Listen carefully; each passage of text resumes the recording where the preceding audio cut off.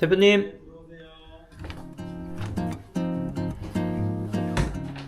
안녕하세요. 네, 영경님 안녕하세요. 네, 오늘 뭐 보여줄 거 있으시다고 들었는데 어떤 걸 보여주실 건가요? 저희 지점 서울 N호텔이 있는데 그 지점을 한번 제가 소개시켜 드릴게요. 진짜요? 오늘 오신 곳이 호스텔 코리아 창덕궁점인데 여기도 간략하게 소개시켜 드리고 서울 N호텔로 한번 가보시죠, 같이. 네, 알겠습니다. 그럼 이동해 보실까요? 예.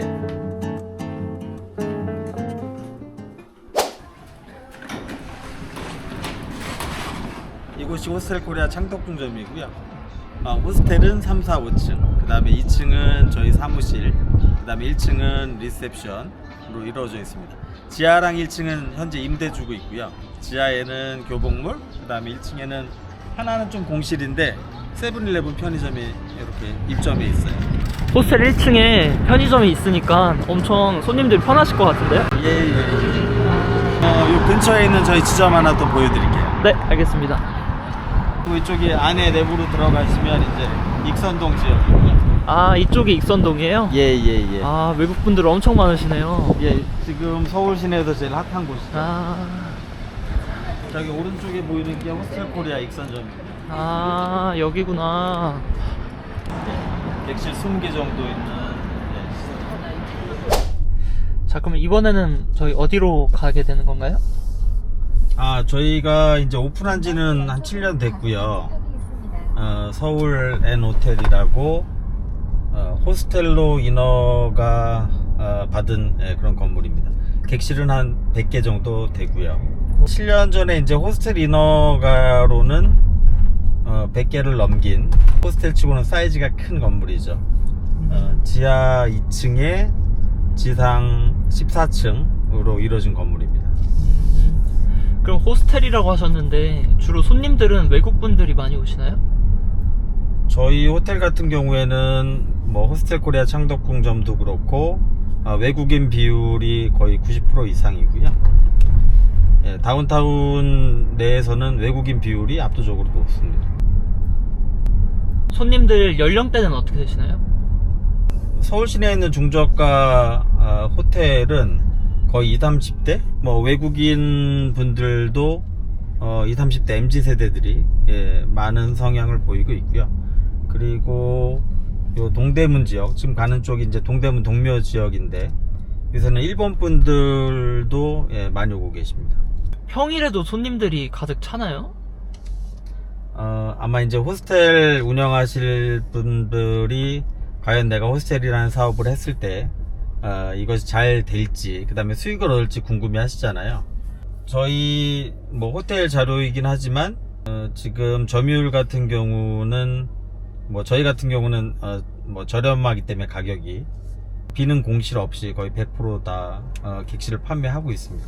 직접 쓰신 책이 있으시잖아요. 그 책에 대해서 간단하게 설명해 주실 수 있으신가요?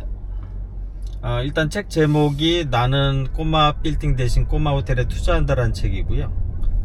지금 서울 같은 경우에는 제가 이제 수요 공급에 대해서 계속 말씀드리는데 저희가 공급하는 호텔 객실보다 방문하는 외국인들의 수요가 더 많습니다. 그래서 이게 좀 쉽게 설명드리면 서울에 100개의 객실이 있다라고 하고 우리가 100실을 사용할 고객들이 가령 100개의 고객이라고 하면 모자라면 당연히 객실 가격이 하락하겠죠. 그런데 서울과 수도권의 현재 현실은 저희가 가지고 있는 100실의 호텔보다 방문하시는 분들이 훨씬 더 많으세요. 그래서 앞으로의 호텔 시장을 좀 얘기를 하자면 호텔 가격이 계속 상승할 것이다.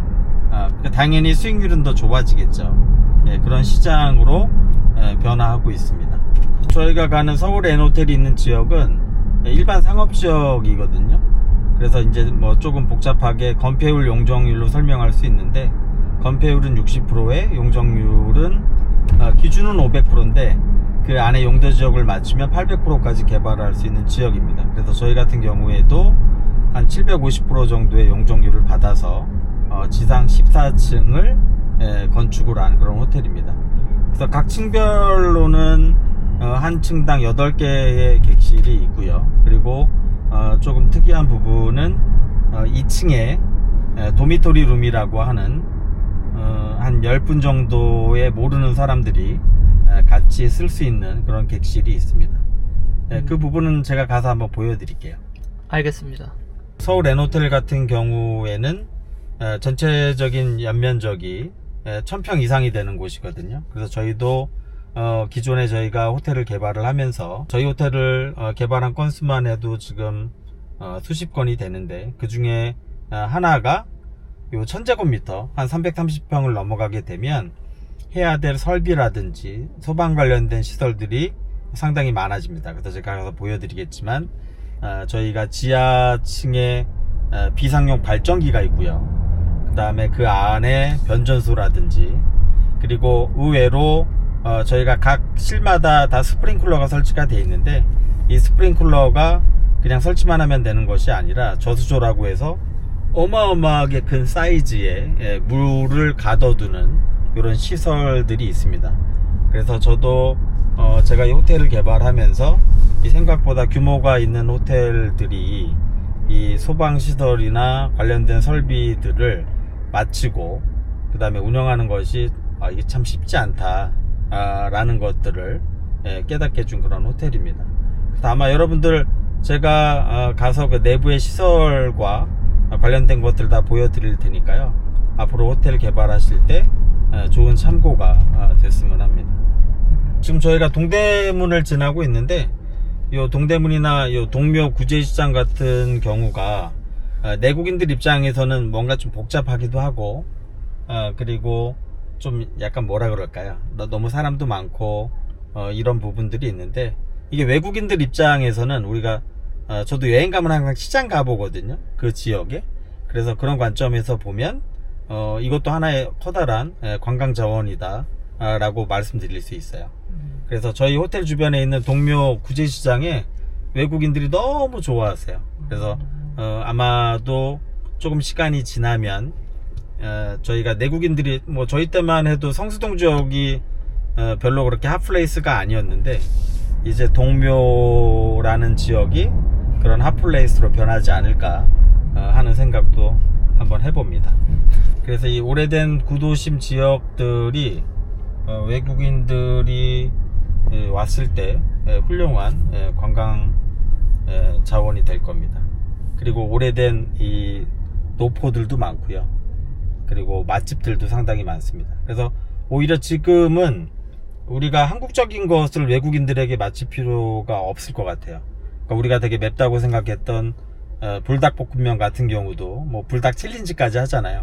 그래서 요 노포 지역들 가보면 사실 저는 매운 거 잘 못 먹거든요. 그런데 외국인들이 오히려 그 매운 것들을 더 선호하고, 그 다음에 한번 트라이 해보려고 하고, 또 그런 것들을 또 영상에 남기기도 하거든요. 그래서 오히려 이제 한국적인 것이 세계적인 것이다. 그리고 그런 것들을 잘 개발을 하는 것들이 앞으로 관광 자원화 될 수 있는 그런 훌륭한 자원이 될 거라고 생각을 합니다. 이 오른쪽 블럭이 전체적으로 다 상업지역이에요. 그래서 호텔로 준공하고 호텔로 만들기에 인허가가 아주 편리한 그런 강점들이 있습니다.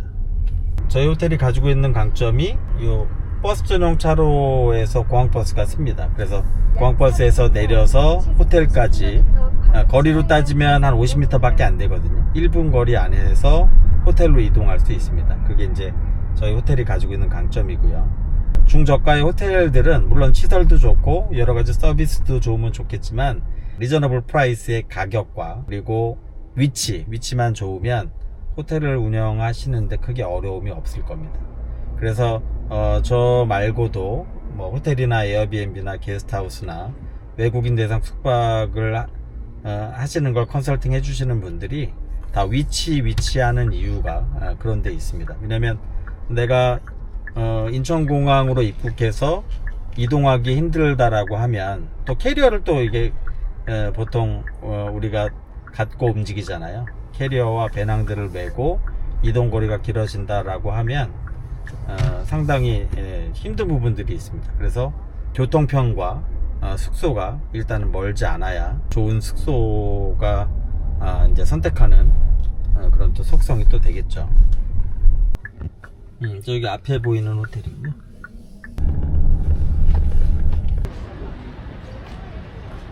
네, 들어가시죠. 네.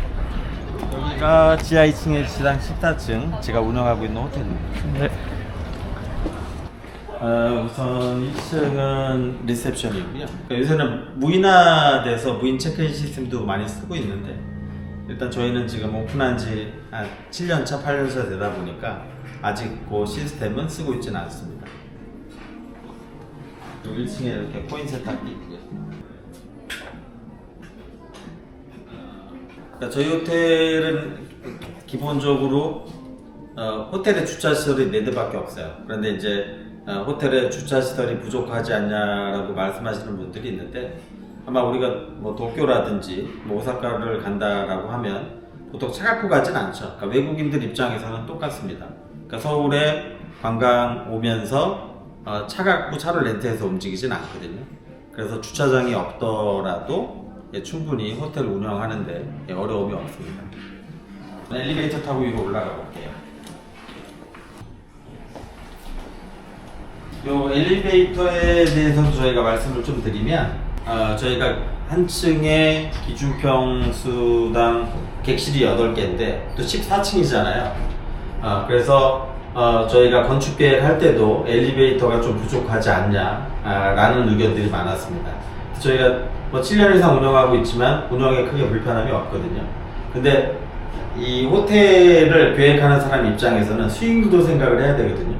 만약에 엘리베이터가 하나 더 확충이 되면 물론 여러 가지 면에서 편리하긴 하겠지만 호텔의 수익률로 따지면 엘리베이터가 한 개 더 들어감에 따라 객실이 하나씩 없어져야 되겠죠. 그러면 14개 층이면 객실이 14개가 없어지는 경우가 생깁니다. 그럼 저희 호텔이 지하 2층에 지상 14층 101개의 객실인데 그 객실 숫자가 한 6개, 7개로 줄어들게 되겠죠.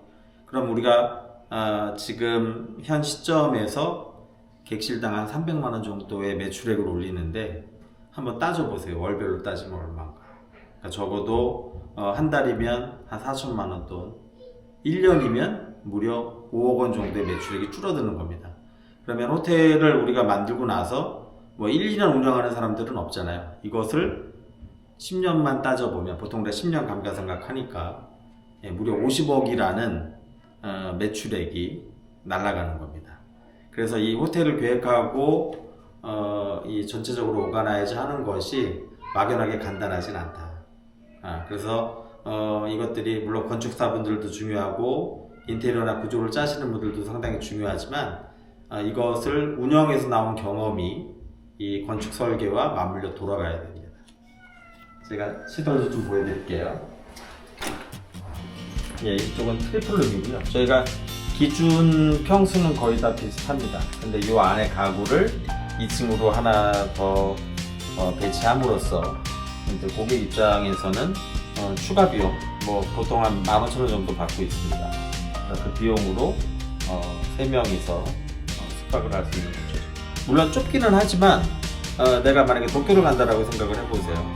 만약에 객실을 하나 더 잡게 되면 기본적으로 10만원 정도의 금액을 더 내야 됩니다. 그래서 오히려 중저가의 합리적인 소비를 하는 고객들 입장에서는 한 명이 더 스테이를 할 수 있느냐 없느냐에 따라서 호텔을 선택하는 기준들이 조금 바뀌게 되겠죠. 그리고 세면대가 외부로 배치가 되어 있고요. 화장실과 샤워실을 이렇게 분리를 해놨습니다. 저희가 이 공간 자체도 이걸 만약에 저희가 조적을 쌓는다라고 하면 적어도 10cm 이상 이 공간들이 튀어나오겠죠. 이런 것들을 다 유리로 저희가 인테리어 시설을 해서 내부 공간을 선택하지만 최대한 쓸 수 있게 이렇게 만들었습니다. 그리고 이 세면대를 왜 밖으로 빼놨냐면 샤워실하고 화장실을 분리를 했잖아요. 그러니까 보통 일반적으로 내가 내 집을 사용한다라고 하면 문제가 없지만 보통 저희가 여행을 가보면 가장 불편한 점이 만약에 비행기를 탄다라고 하면 아침 1분 1초가 좀 아깝거든요. 그때 여러 명이 세면도 하고 화장실에다 볼일도 보고 샤워도 할 수 있는 그러니까 결국에는 시간을 줄여주는 이런 구조가 중요하다고 생각합니다. 그래서 저희는 모든 객실에 뭐 세면대, 그다음에 화장실하고 샤워실이 다 분리되어 있습니다. 네, 여기는 더블룸으로 이렇게 배치가 되어 있고요. 기본적으로 공간들은 다 똑같습니다. 기준 평수는 다 똑같고요. 안에 내부에서 침대를 어떻게 배치하냐에 따라서 객실이 좀 틀려지는 것들을 볼 수 있습니다. 그리고 이 객실은 저희가 더블룸이다 보니까 화장실하고 샤워실을 분리하진 않았어요. 세면대만 외부로 배치하고 기준 인원이 2명이기 때문에 이렇게 배치했습니다. 그리고 하나 재밌는 점은 저희가 뭐 침대 매트리스는 다 시몬스를 쓰고 있고요. 밑에 지금 조명이 들어와 있죠. 슈트 케이스가 일반적으로 쉽게 들어갈 수 있도록 저희가 높낮이를 배치를 했습니다. 그리고 또 하나는 보통 뭐 저희도 호텔 객실에 들어가게 되면 침대에 걸쳐 앉죠. 그래서 호텔 침대가 일정 부분들이 우리가 침대가 꺼진다라고 하는데 그런 현상들이 많이 발생을 합니다. 그래서 이 부분도 이렇게 편하게 앉아서 얘기할 수도 있고 쓸 수 있게 좀 보이지 않게 이런 것들이 다 맞춤 가구 저희가 배치를 했습니다.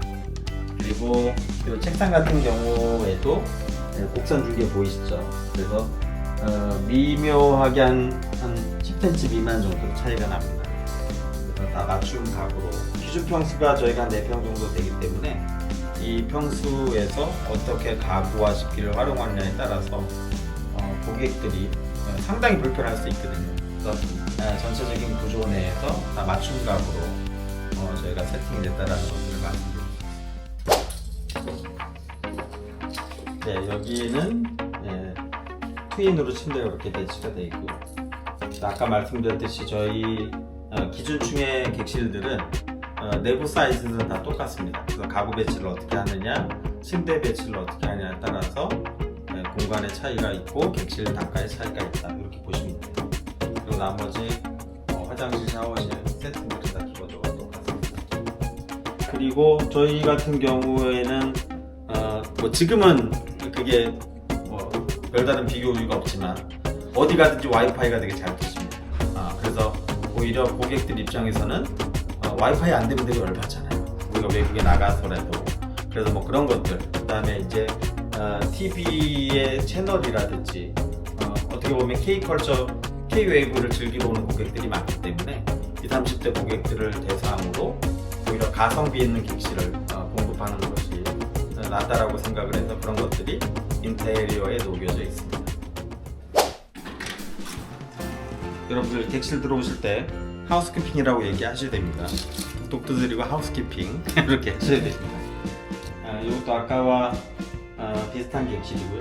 근데 이 침대 구조를 아까 보신 것과는 조금 차이가 있습니다. 제 개인적으로는 더블 베드와 싱글 베드가 붙은 이 시설이 가족 단위 고객들에게는 가장 좋습니다. 그래서 보통 뭐 3명 아이와 움직인다라고 하면, 아이와 여행을 온다라고 하면 부모님은 아래 취침하고 위에 아이들이 잘 수 있는 이런 구조.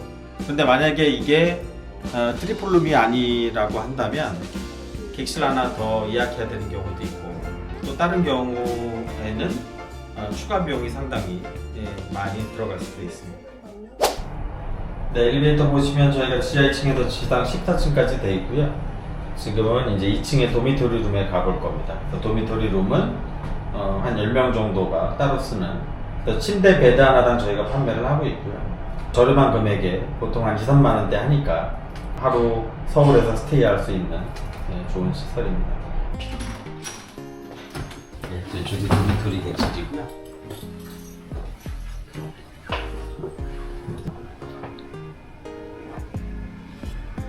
공용으로 쓸 수 있는 공간.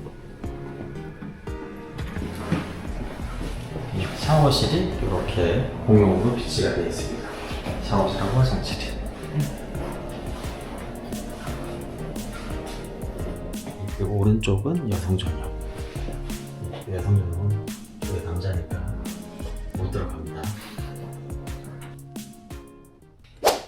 네, 여기는 지하 1층이고요.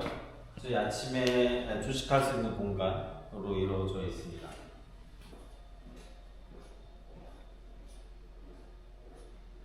뭐 이쪽은 이제 주방이고요. 이렇게 뭐 식기세척기 되고 아침 조식을 준비하는 이런 공간입니다. 기존에는 저희가 이쪽에서 호프집도 운영했었는데요.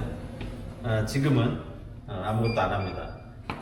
왜냐하면 실적으로 제가 운영을 해보니까 신경 쓰는 거에 비해서 수익이 좀 미미하더라고요. 그리고 또 하나는 술을 너무 많이 먹게 됩니다. 그래서 지금은 아침 조식 공간 외에는 운영하고 있지 않다. 네, 저희의 핵심 시설인 제가 지하 2층 공간에 대해서 보여드리겠습니다. 아까도 잠깐 말씀드렸듯이 이게 1000제곱미터가 넘어서면 일반적인 뭐 관광 호텔들이 다 그럴 건데요. 그러니까 시설들이 특히 소방이나 관련된 안전과 관련된 시설 설비가 상당히 많이 추가가 됩니다. 그래서 지금 이 오른쪽에 보시는 게 이게 전체 내부에다 물이 차 있거든요. 저희 저수조입니다. 그래서 저희가 건물이 지하 2층이 지상 14층이잖아요. 만약에 화재가 나게 되면 이 저수조 안에 있는 물을 활용을 해서 저희가 불을 끄고요. 그리고 또 하나는 이 저수조는 저희가 법적으로 안에 상당히 많은 물이 몇 톤씩 들어가 있거든요. 1년에 몇 번씩은 전체 물을 다 비우고 청소를 또 해줘야 됩니다. 그리고 이 오른쪽으로 오시면 보이시죠? 이게 디젤 발전기인데요. 이게 필수적으로 저희가 보충해야 되는 설비입니다. 그래서 만약에 뭐 서울엔 그럴 일이 없지만 뭐 필리핀이나 제3세계들은 정전이 되기도 하죠. 그러니까 전체적인 정전이 되면 자동적으로 이 발전기가 가동을 합니다. 뭐 저희도 사용하진 않지만 이게 필수적인 시설이에요. 그래서 이런 시설들을 배치해야 된다. 그리고 또 하나 보시면 이게 상당히 많이 크죠. 네. 네, 저희가 건축 공사 다 끝나고 이게 들어온 겁니다. 그래서 이게 과연 들어올 수 있을까요? 그러니까 저희 같은 경우도 기존의 슬라브를 건물을 다 짓고 나서 요거를 일부는 분해하고요. 슬라브를 다시 타설을 했습니다. 생각보다 이 좁은 공간 안에서 이런 시설들을 만드는 게 쉽지가 않다.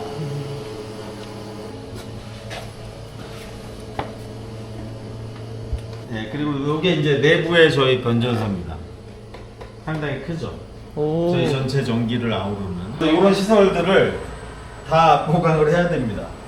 면적이 1000제곱미터가 넘어가든지 층수가 높아지든지 하게 되면 이런 시설들을 기본적으로 넣어야 돼요. 그런데 아까 저희가 보셨던 호스텔 코리아 창덕궁점은 이런 시설들이 없습니다. 그래서 이게 규모가 커지면 그것에 맞춰서 해야 되는, 물론 당연히 안전과 관련된 것들 뭐 필요한 거니까요. 하지만 내가 기본적으로 작은 시설들을 했을 때는 이런 것들을 고민할 필요도 없겠죠. 그러니까 저 역시도 수십 개의 호텔들을 지어보기도 하고 오픈하기도 했지만 이 서울 N호텔 같은 경우에는 저희가 2016년에 마지막으로 지었던 거거든요. 그러니까 사실은 이런 시설까지 저는 좀 고민은 안 했었어요.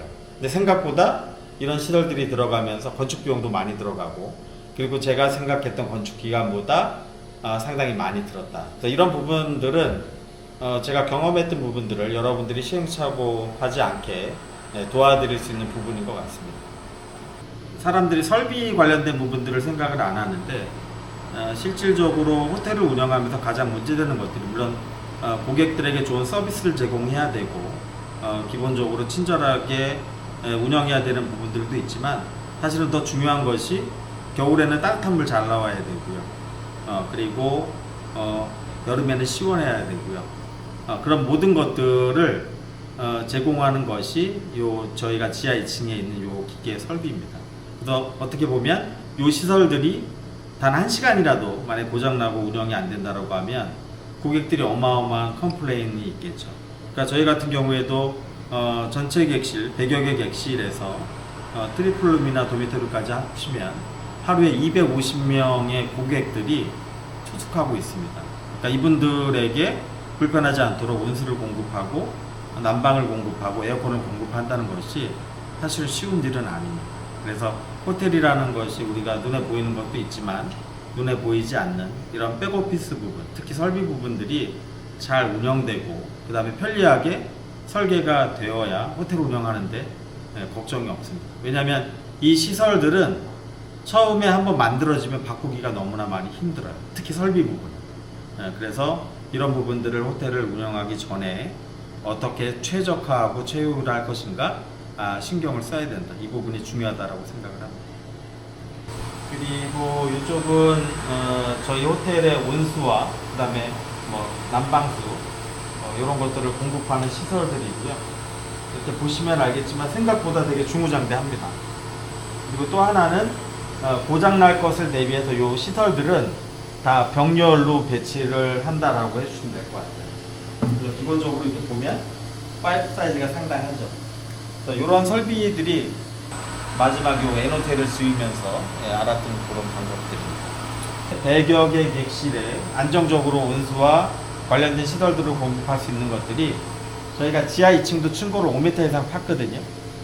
그런 건축이 가능했기에 이런 시설들이 배치될 수가 있었다.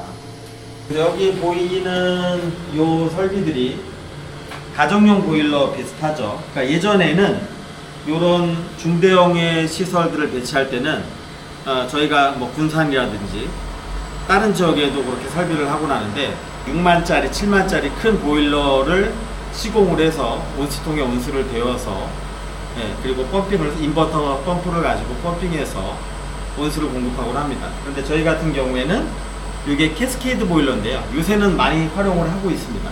이 캐스케이드 보일러가 가지고 있는 장점은 뭐냐면 만약에 18대 중에 몇 대가 고장 나더라도 온수의 온도량이 조금 떨어질 뿐이지 온수를 공급하지 못하진 않다. 저희 호텔만 해도 250명의 고객이 투숙을 하고 있잖아요. 만약에 온수가 안 돼서 내가 따뜻한 물을 못 쓴다라고 하면 고객의 컴플레인이 어마어마할 겁니다. 그리고 또 하나는 저희가 객실비를 환불을 해줘야겠죠. 그럼 저희가 하루의 매출액이 만약에 1,000만 원이라고 가정을 한다라고 하면 이 온수 때문에 1,000만 원을 못 버는 일도 생긴다. 그리고 그것보다 더 중요한 점은 고객들의 불만족으로 이루어지면 요새는 다 후기를 남기기에 되겠죠. 그래서 이런 시설들을 어떻게 선택하고 설비를 시공하느냐가 호텔 운영하는데 상당히 중요하다라고 얘기할 수 있겠습니다.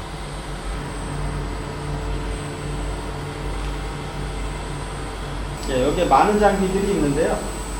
여기에 있는 장비들이 과연 작은 모터라도 하나 고장이 난다라고 하면 온수나 기타 시설들은 공급이 안 됩니다. 작은 호텔들을 운영할 때는 사실은 간과했던 이런 부분들이 객실이 30개, 50개, 100개 넘어갈수록 이제 혼자만 운영할 수 있지는 않습니다. 팀을 이뤄서 그리고 관련된 규정들을 맞춰서 호텔을 운영하는 것이 필요하다.